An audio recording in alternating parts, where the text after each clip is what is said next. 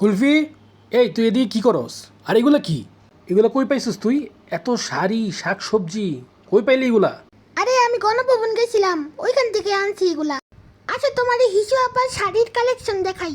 এই যে যেই শাড়িটা দেখতেছো এটা জামদানি, এটা আমদানি, এটা বেনারসি, এটা জর্জেট শাড়ি।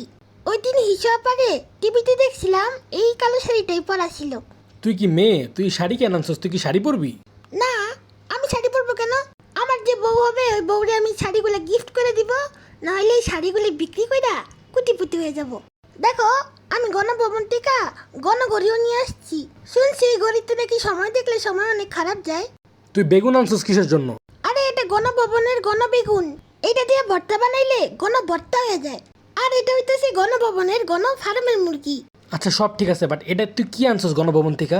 এটা হিসু আপার গণ লিপস্টিক। তুই এই যা যা আনছস সব কিছু তুই ফেরত দিবি, বুঝছস? কেন? কারণ এই সব সম্পদ আমাদের ট্যাক্সের টাকায় কিনা। এরপর যে প্রধানমন্ত্রী হবে সে এগুলা পাবে। আমরা যদি এগুলা ফেরত না দেই তাহলে আবার আমাদের ট্যাক্স থেকে এগুলার জন্য টাকা কাটা হবে। তাই নিজের ক্ষতি নিজে করে লাভ নাই। আসলেই তো, নিজেদের দেশের সম্পদ লুট করা ঠিক না। কিন্তু এরপরে যে প্রধানমন্ত্রী আসবে সে যদি আপা না হইয়া ভাইয়া হয়, সে তো আর শাড়ি পরবে না। তখন এই শাড়িগুলা কাইটা পাঞ্জাবি বানাইয়া তারে গিফট করে দিব।